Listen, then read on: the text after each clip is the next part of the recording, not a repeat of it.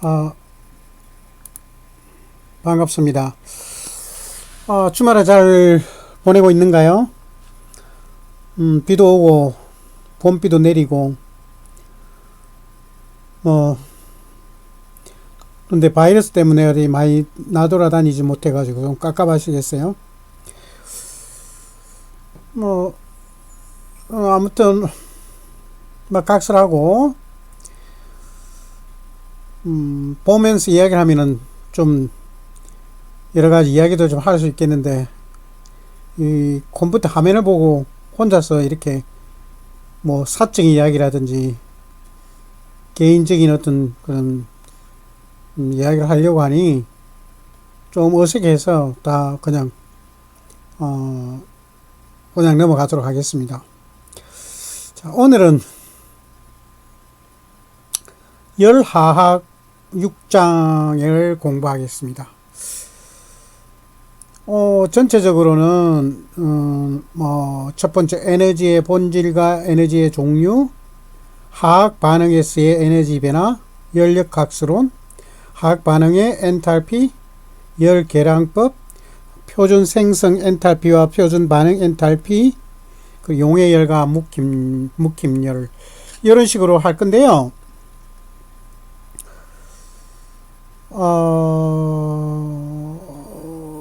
개인적으로 이 열화학은 이제 에너지에 관련된 반응에 있어서 에너지에 관련된 좀 물리적인 개념이 많이 도입된 그런 공부입니다.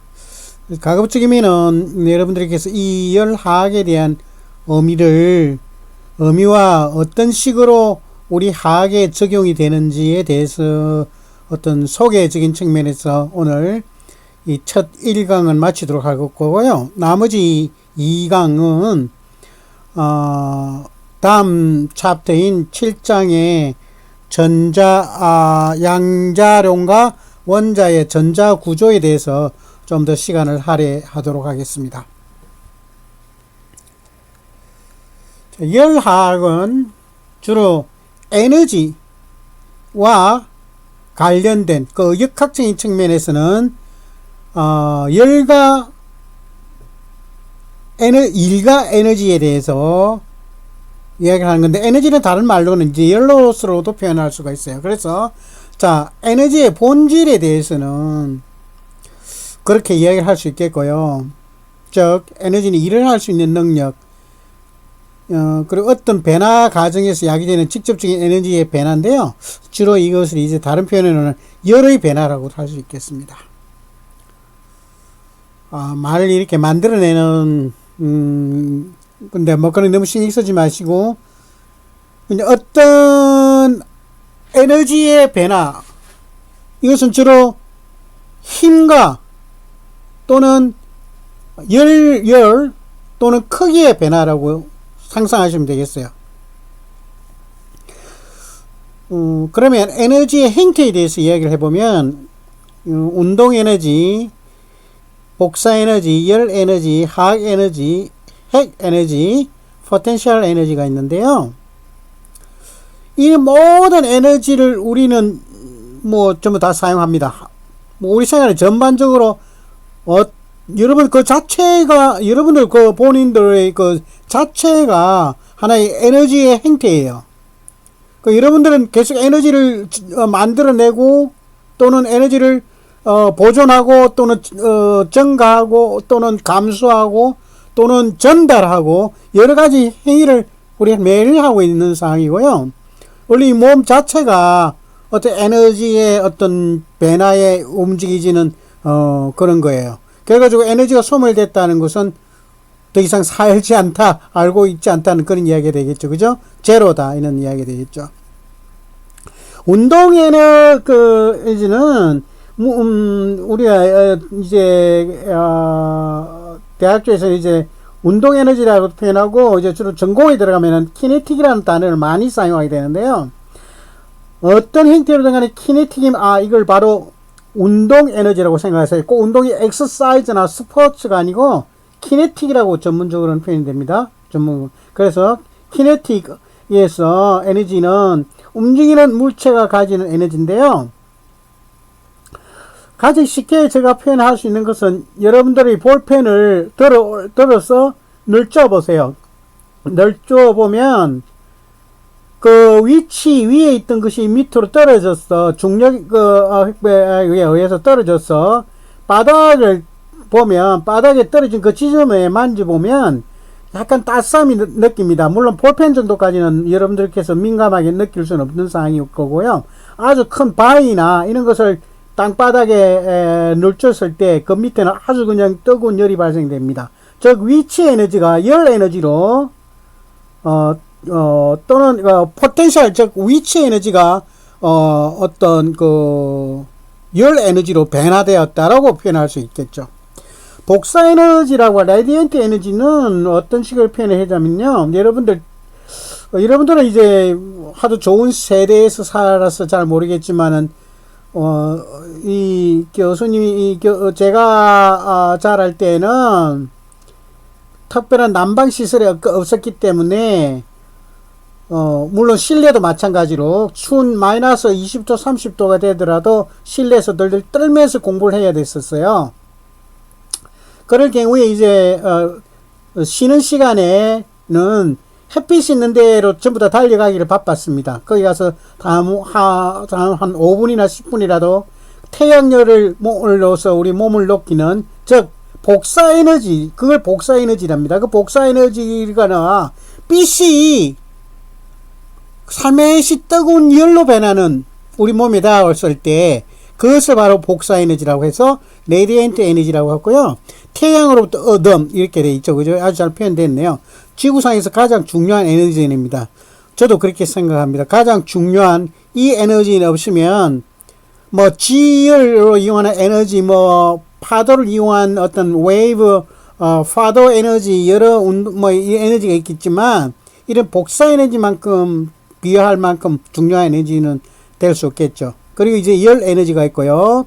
열 에너지, 여기서는 원자, 분자의 무질서 운동과 관련된 에너지인데요.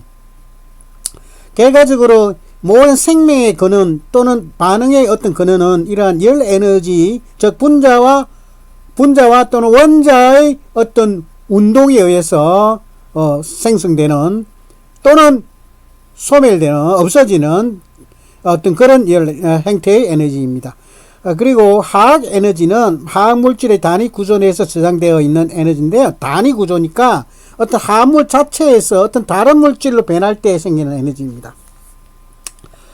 그리고 핵 에너지는 이게 우리 말하는 우리가 이제 원자력을 이용해서 전기 에너지를 얻는다는 건데요.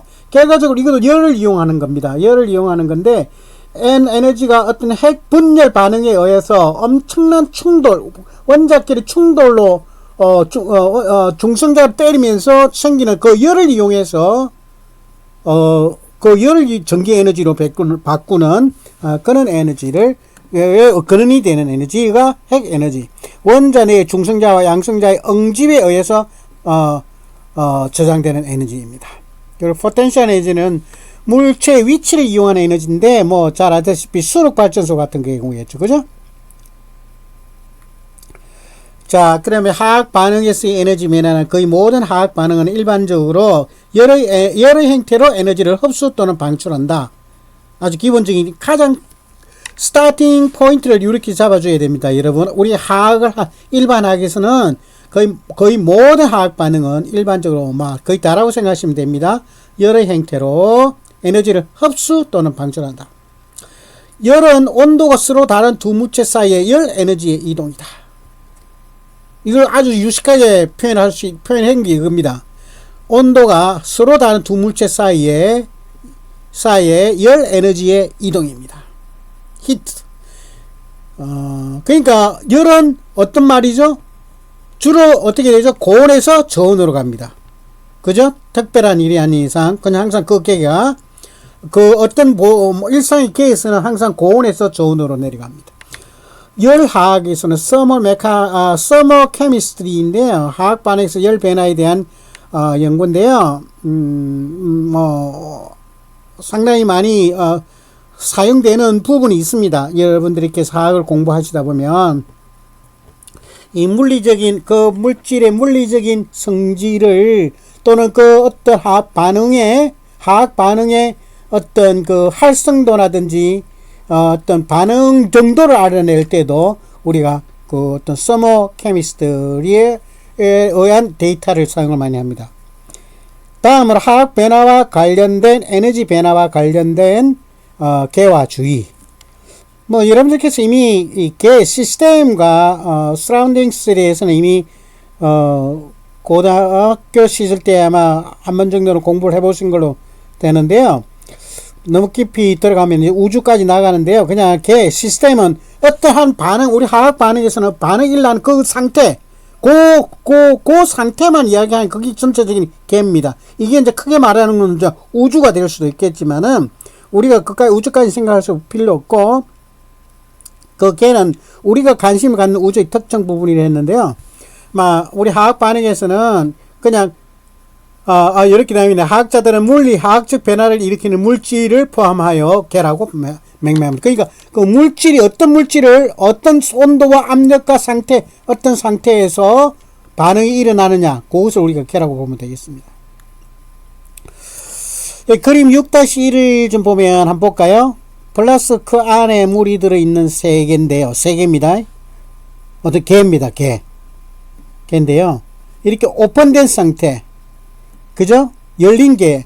열과 물질 주위가, 이 두 개가 모두 주위와 교환이 가능합니다. 오고 들어갈 수도 있고, 나갈 수도 있고, 열도 나갈 수도 있고, 그 물질도 나갈 수도 있고, 들어올 수도 있고, 또 다시 들어올 수도 있고. 이런 개를 오픈 시스템이라고요. 이제 닫힌 개는 물질은 그 에너지는 주위에 교환이 가능하죠. 적어도 열은 주변이 가능하죠. 근데 물질은 나갈 수가 없겠죠. 이러한 형태의 닫힌 개라고 할 수 있겠고요. 세 번째 C 같은 고립개는 에너지 물질도 교환이 허용되지 않도록 인위적으로 만들어낸 단계입니다. 어떤 그런 개입니다. 이 같은 경우는 이제 진공 자켓으로 돌려서 있는 사항입니다. 우리가 열을 우리 화학 반응 이용할 때는 항상 크게 나눠서 발열 과정과 흡열 과정으로 나눕니다. 그럼 발열 과정은 어떤 반응을 열을 방출하는 과정입니다. 반응을 일어났는데 열이 방출되는 과정이고요. 흡열 과정은 어떤 반응이 일어났는데 열을 흡수하는 과정입니다. 엔도서믹, 엑소서믹이라고 하는데요. 여기 한번 볼까요? 자, 에너지가 하늘로 치솟아 올라간다. 그죠? 올라간다는 이야기죠. 필요하다는 이야기다. 그죠? 발열 반응, 열이 개로 주위로부터 방출한다. 수소를 산소로 태우면, 무조건 수소를 산화시키면, 우리 화학적으로 여러 가지 표현이 될 수 있겠죠? 즉, 두 개 다 가스 상태입니다. 이게 물이 됩니다. 여러분, 요거 요즘 많이 연구되는, 우리 실생활에 많이 쓰이려고 하고 있죠? 어떤 겁니까? 수소차입니다. 수소차. 수소차는 수소를 이용해 수소를 산소로 태우는 과정입니다. 두 개를 반응시키면 에너지가 열이 나온다고 했죠. 이 열을 가지고 차를 간다는 이야기입니다. 차 바퀴를 돌린다는 이야기죠. 그리고 여기 H2O 물만 최종 생성물은 H2O만 생긴다는 이야기예요. 자, 발열 반응에서 생성물의 전체 에너지는 반응물의 전체 에너지보다 작음. 이 에너지 차이는 개에서 주위로 공급되는 열, 그 차이가 열로 표현되겠습니다. 즉 반응물과 생성물의 그 사이에서 차이내는 것은 열로 표현된다. 자, 흡열 반응은 여러분 HGO라는 어떤 것이 솔리드라는 머큐리 옥사이드, 즉 머큐리 산화물인데요. 이 같은 건 일반적으로 이제 뭐죠? 고체 상태라고 보면 되겠습니다. 고체 상태를 엄청 열을 우리가 밖에서 엄청나게 이 개로 투입을 해주면 이것이 열로 돼서 열을 받아야 기체로 되고 액체로 되고 가스가 돼서 수온을 얻을 수 있습니다. 여기 보시다시피. 그래서 이런 것을 합열 반응이라 하는데 생성물 전체 에너지는 반응물의 전체 에너지보다 크다. 이 에너지 차이는 주위에서 계로 공급되는 열이다. 즉 밖에서 얼마만큼의 열을 가해주느냐에 따라서 나중에 최종적인 수원의 요 계에서 나타나는 열과 비교를 해서 이것은 이제 얼마 정도의 합열 반응 효율이 있었다라고 우리가 이제 결정할 수 있겠습니다. 열화학스러운 thermodynamics. 이것은 있잖아요. 열과 역학의 합친 말입니다. 알겠죠? 그러니까 열역학이라고 여러분이 이제 전공을 많이 공부를 하시다 보면 거의 학과를 불문하고 열역학, 특히 공대 쪽은 많이 공부를 하게 돼 있어요. 그런데 생각보다 좀 보통 열역학 하면 열역학 1법칙, 2법칙, 3법칙 이렇게 하면 좀 어렵게 생각하는 경우가 있는데 그냥 여러분들 머릿속을 최대한 교수님께서 좀 어려운 어떤 여러 가지 법칙을 이용해서 한다 하더라도 기본적인 거 몇 가지만 생각하고 있으면 아마 좀 더 쉽게 이해가 되지 않을까라고 생각이 됩니다. 자, 일단 열역학은 열과 다른 종류의 에너지와의 상호 변환 관계를 과학적으로 연구하는 학문이다.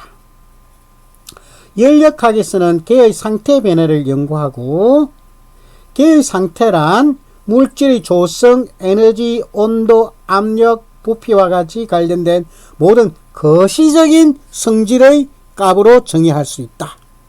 이 나중에 이제 표현되는 게 이 엔탈피로 주로 표현을 할 수 있겠어요. 자, 그리고 줄, 열 함량, 열 용량 이런 식으로 표현됩니다. 그리고 상태 함수, state function이라고 주어진 조건까지 도달하는 경로에는 어떤 경로에 상관없이 개 상태의 최종 상태에서만 결정되는 성질입니다. 이것을 우리가 함수 state function이라는데요. 여기 우리가 등산을 올라가서 가는데 이 경로는 관계없다는 이야기예요. 최종적으로 생성물에서 반응물까지 간 상태, 요 상태의 에너지가 얼마냐, 요 이야기입니다. 좀 더 구체적으로 우리가 문제를 한두 개 풀어보면서 이해를 할 수 있을 거예요. 자, 에너지 보존의 법칙은 우리가 한번 잘 보시기 바랍니다. 에너지가 제가 이 자료를 올려놓을 건데 한번 나중에 한번 천천히 더 보시길 바랍니다. 에너지가 행태를 바꾸는 경우, 즉 표 example, 위치 에너지가 운동 에너지로 바꾸는 경우, 에너지가 행태를 바꾸는 경우 외부의 영향을 차단하면 물리적, 화학적 변화가 일어나도 총량은 변하지 않는다는 물리법칙이다. 물리법칙이에요. 자, 여기 보죠. 여기 오토모빌 차 엔진 있잖아요. 이게 케미컬 엔진이요. 석유를 태워서 그죠? 기계적 에너지나 하고 열로 변하는 거죠. 그죠? 이 말이 잘못됐다. 히트 에너지 투 더 메카닉 에너지. 아무튼 간에 이렇게 그 화학 에너지가 기계적 에너지로 변하는 거나 또는 열 에너지로 변하는 거나. 그리고 빛이 없으면 생물을 살 수 없죠. 빛은 생물은 뭐로 사나요? 태양빛에 의해서 에너지 합성 반응이 일어나죠. 그것을 근원으로, 그 에너지를 근원으로 해서 자기의 어떤 메타볼리즘이라고 해야 되나? 그런 어떤 활동, 생존을 위한 반응이 일어나는 거죠. 이 나무 안에서. 그리고 망치 같은 경우도 이렇게 때리면, 못을 때리면 메카니컬 에너지로 이제, 되겠죠. 위치 에너지가 된다든지. 그리고, 한번 보세요. 그냥, 뉴클리아, 아까 제가 말씀드렸던 이 전반적인 다 그런 걸 설명해주는 이야기인 것 같습니다. 자, 그러면 이제 에너지 보존 법칙을 근거로 해서 우리가 첫 번째 열역학 제1법칙을 이야기해 보겠습니다. 에너지 보존의 법칙에 기초하여 에너지는 한 행태에서 다른 행태의 에너지로 전환될 수 있지만 만들어지거나 즉 크리에이트하거나 또는 디스트로이 파괴될 수는 없습니다. 그러니까 어떤 형태로든 간에 전환은 되는데요. 이게 없어지진 않아요. 소멸되진 않아요. 자, 우리가 화학반에서 한번 볼까요? 한 1몰과 산소기체 1몰이 여기서 여러분들 주셔야 될 거는 1몰과 1몰입니다. 반응하여 이산화황 1몰을 생성하는 반응입니다.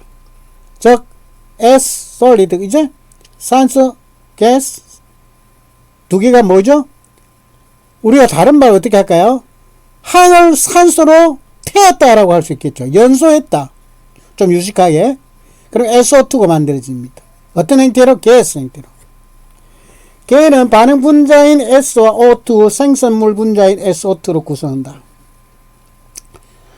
걔에서 반응물이나 생성물이 가진 내부 에너지는 알 수 없지만 에너지의 변화 델타 U는 정확하게 측정 가능하다. 어떻게? 자, 1몰의 에너지 양, 즉 SO2의 1몰의 에너지와 양 생성물을 반응물을 빼주면 에너지의 변화는 정확하게 알 수 있겠죠. 즉 S 1몰과 O2 1몰의 에너지 양입니다. 이 반응은 발열 반응이므로 생성물의 에너지는 반응물의 에너지보다 작으며 따라서 델타 U는 어머니 값이다. 발열 반응이죠. 왜? 열을 엄청나게 냈잖아요. 그죠? 그래서 생성물의 에너지는 반응물의 에너지보다 적을 수밖에 없다. 그런 가정입니다. 자, 이거 좀 보면 S와 O에서 이렇게 하는 거 공기 중에 타서 S2를 행사한다. 자, 여기서 한번 볼까요? 열을 방출한다는 것은 반응물에 포함된 화학 에너지 일부가 열 에너지로 전환되었다는 것을 의미한다. 전부가 아니고 화학 에너지의 일부가 열 에너지로 전환되었다는 걸 합니다.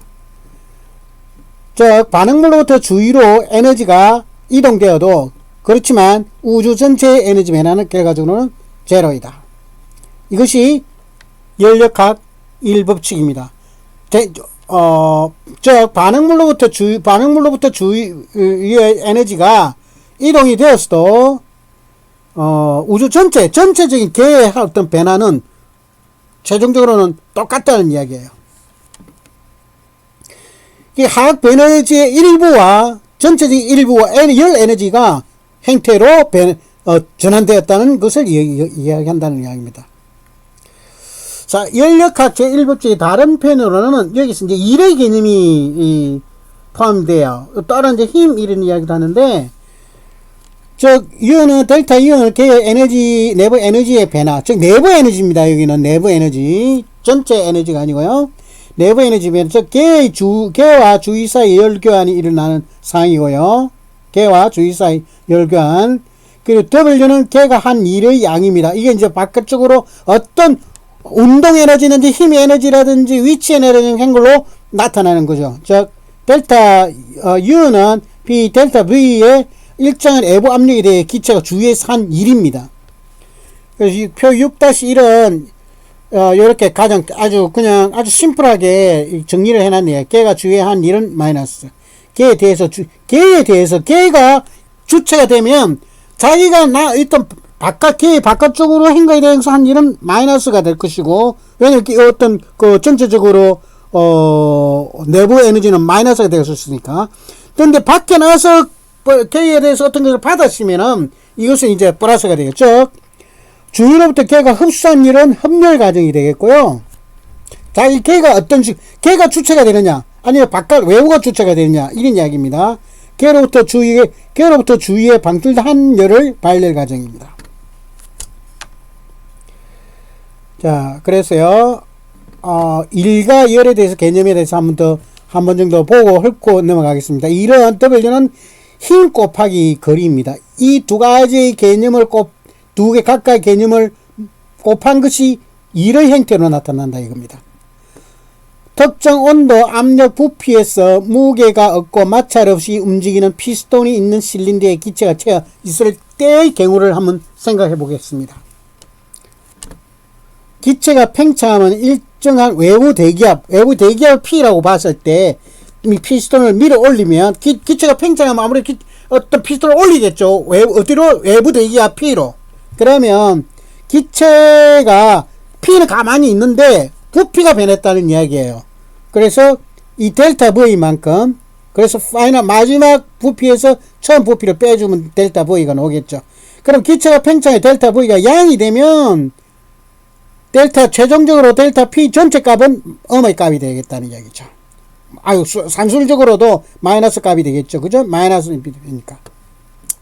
기체가 그러면 K의 이제 일을 하는 반대의 개념은 K가 델타 V가 음이 되면은 전체적으로 마이너스 델타 V가 양의 값이 되겠다는 이야기입니다.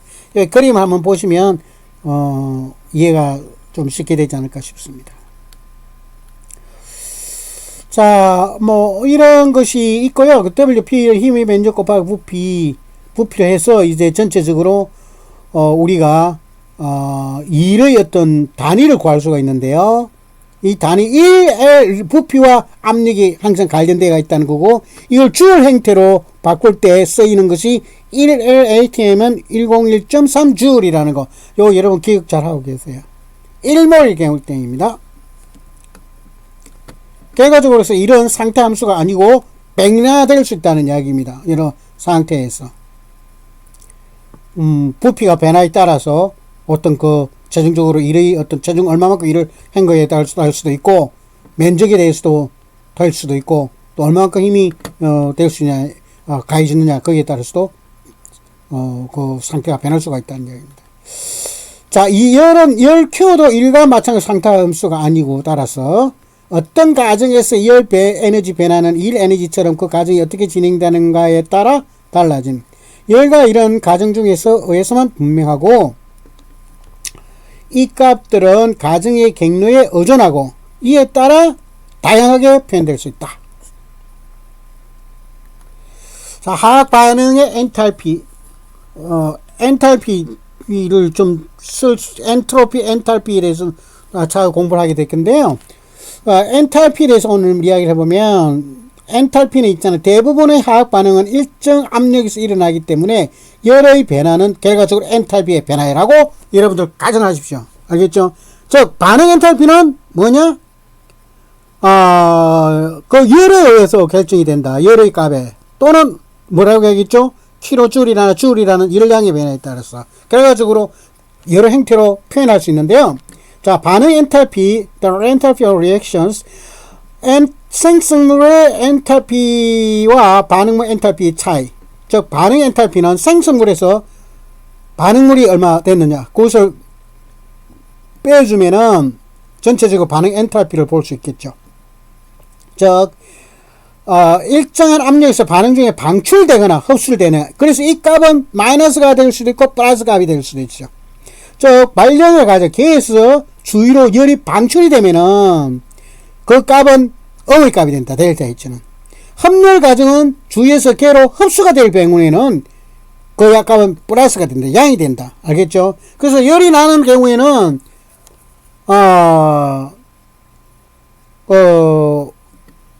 어떤 합열, 어떤 마이너스 값이 되는, 양의 값이, 델타 H는 플러스 값이 된다는 이야기입니다. 한번 봅시다. 좀 쉽게 여기 설명이 잘 되어 있네요. 열화학 반응식. 연도시 1ATM에서 얼음 1몰이 녹아 물이 될 때, 자, 얼음 1몰이 녹아서 물이 될 때 흡수한 열 에너지는 6.01kJ이다. kJ이라고 되어 있습니다. 이 kJ per 1몰에 6.01kJ의 열량이 필요하다는 이야기예요. 여러분들 요즘 성별을 구분 안 하고 다 다이어트 일품이잖아요. 그때 몇 칼로리 먹었냐, 이걸 이제 줄로 나중에 이제 또 반환이 가능하죠. 다 열량을 얼마나 소모했냐 이런 이야기예요. 우리가 운동하러 가가지고 운동을 열을 발산하잖아요. 그죠? 결과적으로 그게 거리 에너지로도 여러분들이 보기도 하고 그러잖아요. 그죠? 아무튼 그래서 이걸 다시 이 열화학 반응식으로 들어와서 H2O 솔리드, 즉 얼음이 똑같이 H2O 리퀴드로 변할 때 열을 흡수했죠. 그죠? 열을 흡수해야 녹잖아요. 그죠? 그러면 H2에 갈 때 얼마만큼 열량을 흡수했냐면 1몰당 6.02kJ이 됐대요. 자, 그죠? 그래서 걔가 열을 흡수함으로 합열 반응이고 2.감은 걔가 열을 흡수해야 됐잖아요. 그래야 녹죠. 그래서 델타 H는 0보다 크다 이야기예요. 자, 25도씨 1atm에서 1몰의 메테인 CH4 메테인이 연소될 때 방출되는 열은 890.4. 우리가 이 메테인을 있잖아요. 오토와 반응시키면 열이 납니다. 그래서 그 열을 우리가 이제 연료로 사용해서 전기를 발생하죠. 그래서 여러분들 저기 화학 발전소 가면은 메탄을 사용합니다. 그래서 수소로부터 온유로부터 메탄을 해가지고 태워서 하는데 대신 이제 CO2가 엄청나게 발생이 되어서 지구 온난화에 아주 나쁘게 기여를 하는 거죠. 이때의 경우에는 마이너스 894.kJ/몰이 되겠습니다. 엄청난 열량이죠. 그죠?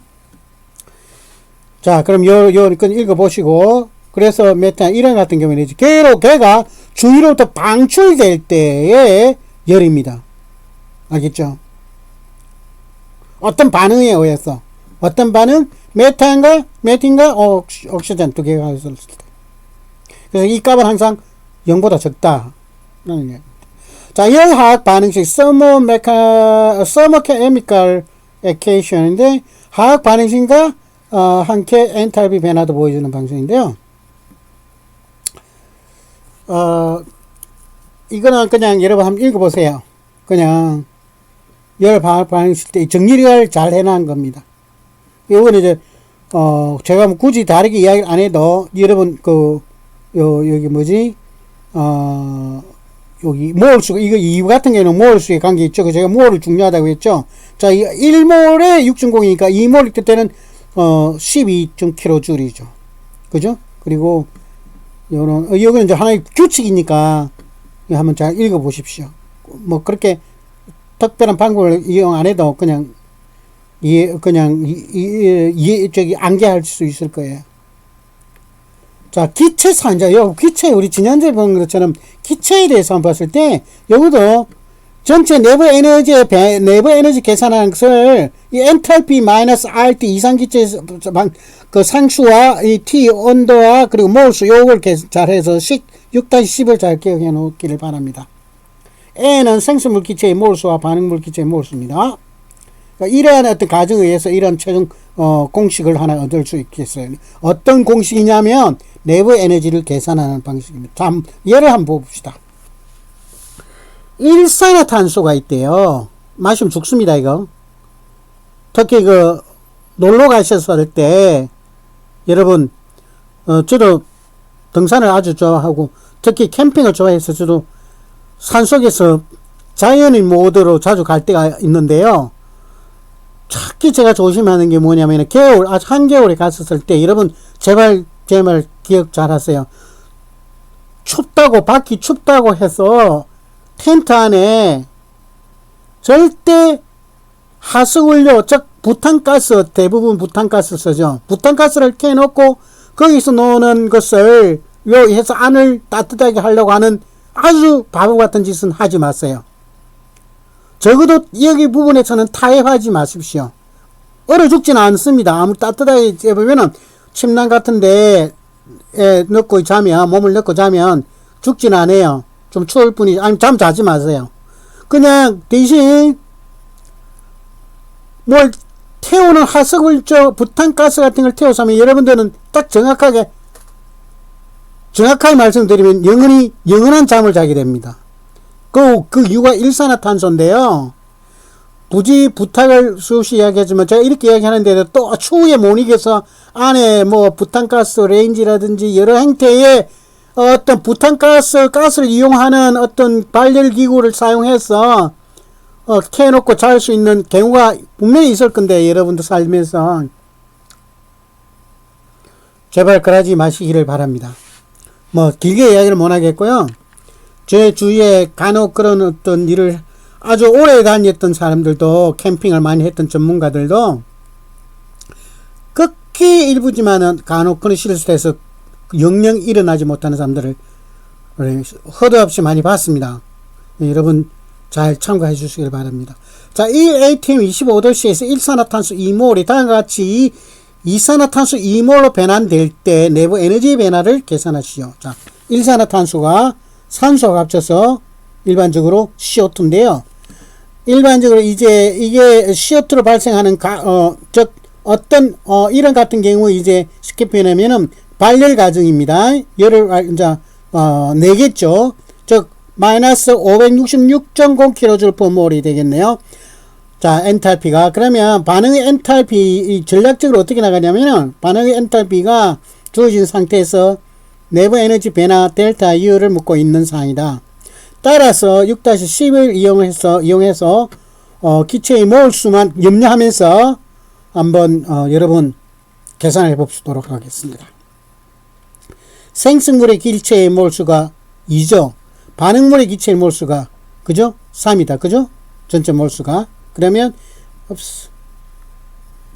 2-3-1. 자, 그리고 R에서 이렇게 계산식을 이용해서 여러분 계산하고 25도씨면 켈빈 온도로 사용해야 됩니다. 그죠? 우리가 이산기체 반응할 때는 그러면 273을 플러스 해주면 298이 되겠죠. 그래서 이런 식으로 이 공식에 넣어서 계산해 보면 마이너스 563.5kcal가 되겠습니다. 약간의 차이가 있죠. 이건 이제 다른 어떤 내부 다른 형태로 전환이 됐다고 이야기를 볼 수 있겠습니다. 열 계량법 이런 부분은 그냥 한번 읽어보시길 바라고요. 이런 거는 이제 하나의 정의를 말하는 거예요. 열 계량법, 열량계, 비열, 열량 이런 거는 여러분들 이거 하나로 따로따로 떼어서 공부만 해도 한 챕터씩 되는 사항인데 그냥 기본적인 어떤 정의만 여러분들께서 잘 하고 열 용량이 뭐지? 라고 했을 때 일정한 양의 어떤 물질을 온도 1도씨를 올리는데 필요한 열량입니다. 라고 이야기를 하면 돼요. 단위는 줄퍼 도씨 이 정도라고 하면 되고 그렇게 이야기를 하면 되고요. 비열, 열계량법 이런 거 한번 잘 공부해 놓으시길 바랍니다. 혹시 누군지 나중에 아무튼 여러분들 직접적으로 도움 될 수도 있겠지만 간접적으로도 나중에 전공 공부할 때는 도움이 될 거예요. 어떤 식으로 열에 관련됐다면은 여러분 요걸 잘 킵하셨다가 그때 필요할 때 내서 보아주시길 바랍니다. 자, 어떤 물질의 비열과 열량 사이의 관계. 이것도 비열과 열 용량 관계의 사이인데요. 여러분 보통 모든 물질의 비열은 이미 기존 비열은 나와 있습니다. 상수로 항상 가지고 있죠. 그래서 어떤 문제를 볼 때는 책자를 찾아보시면 됩니다. 비열이 얼마라는 거는. 그런데 이제 어떤 상 조건이 항상 똑같은 조건이 일어나는 게 아니잖아요. 그죠? 그래서 이런 같은 경우에는 이제 비열과 양을 알면은 전체적으로 온도 변화를 알게 되고, 즉 생성물과 반응물에 대한 거를 반응물과 생성물, 그리고 그 과정에서 흡수 또는 방출되는 열량을 계산할 수가 있어요. 결과적으로 Q가 양의 값이면 합열 과정이고 Q가 음의 값이면 발열 과정이 되겠습니다. 식 6-12를 잘 기억해 주시고요. 식당 6-12는 질량 곱하기 비열 곱하기 온도 변화입니다. 한번 볼까요? 물시로 466g입니다. 일정한 양이죠. 그리고 8.5도씨에서 74.60으로 올렸대요. 끓였대요. 물에 의해서 흡수된 열량을 킬로줄로 계산하시오. 자, 그러면 이제 양 알고 비율하면 금방 계산하면 나오겠죠, 그냥? 이런 식으로 계산하면 나오게 할 수 있습니다. 근데 전체적으로 줄이 나오는데 줄을 이제 킬로줄로 하면 1000을 또 나눠주면 되겠죠. 그럼 129kJ이 되겠습니다. 이 공식 그대로 사용하시면 되겠습니다. 표준 생성 엔탈피와 표준 반응 엔탈피. 어떤 물질에 대한 엔탈피의 절대값을 측정하는 방법은 없다. 알겠죠? 절대값이란, 왜냐면 우리가 보였지만 거기 있잖아요. 조건에 따라서 조금씩 틀리잖아요. 그죠? 차이가 좀 있잖아요. 그죠? 그래서 절대값은 최종적으로 존재할 수는 없고, 다만 임의의 기준에 대한 상대적인 값은 구할 수가 있다. 모든 엔탈피 표현식에 대한 기준점은 표준 엔탈피, 표준 생성 엔탈피로 되어 수 있겠습니다. 그래서 standard enthalpy of formation, 생성 엔탈피라고 볼 수 있겠어요. 표준 생성 엔탈피 이렇게 되어 있나? 여기 잘못돼. The standard enthalpy of formation, 이걸 이런 식으로 표현합니다. 델타 HF0 이런데요. 이거 한, 둘, 셋, 네 개, 이걸 잘 기억하셔야 됩니다. 표준 상태, 즉, 1에이텀에 있는 모래 원소입니다. 압력이 관련된 거다, 그죠? 표준 상태는. 그리고 위첨자 J는 표준 상태에서 1에이텀에서 이건 제로는 표준 상태라는 이야기입니다. 아래첨자는 생성이 됐던 어떤 생성 함물입니다. 생성된 함물의 엔탈피입니다. 어떤 표준 엔탈피, 표준 생성 엔탈피. 가장 안정한 상태에 있는 모든 원소들의 표준 생성 엔탈피는 제로이다. 즉, O2일 경우에는 가장 안정한 상태는 제로인데, 이게 이제 O3를 생성이 될 때는 142kJ이라는 것이 필요하고요. 또는 흑연 같은 경우 다이아몬드로 변할 때는 이 같은 경우는 제로 있는데 1몰당 1.9kJ의 필요다. 이런 이야기입니다. 어떤 것이? 표준 생성 엔탈피가. 자, 몇몇 무기물질이 되는 25도CS의 표준 생성 엔탈피가 이 도표로 만들어지고 있습니다. 여러분 다 이렇게 갈 필요 없고요. 전혀. 그때 필요하면은 인덱스가 찾아보시면 됩니다. 뭐 이런 거 가지고 여러분들 괴롭히진 않을 겁니다. 자, 델타 HF를 구하는 두 가지 방법은 직접법이 있고 간접법이 있는데요. 이거는 원소로부터 쉽게 활성화 있는 화물의 안의 엔탈피로 구한다. 이산화탄소의 생성 엔탈피를 한번 구해볼까요? 표준 상태에서 탄소, 흑연과 산소 분자가 표준 상태에 있는 이산화탄소로 될 때의 반응 엔탈피를 측정한다. 그냥 이러면 CO 하면 CO2 되죠? 그죠? 흑연을 막 태우면 어느 정도 열량을 가해가지고 394.5 정도 킬로줄을 하면은 CO2가 돼요. 그러면 이런 식으로 우리가 볼 수 있겠습니다. 이 CO2의 생성물이죠. 가스 상태죠. 어떤 것이 C와 O의 반응 엔탈피 두 개가 나눠 매어주면 최종적인 생성 엔탈피가 되겠습니다. 393.5. 그리고 석연과 산소는 안정한 동성체이잖아요. 원래 그죠? 제로잖아요.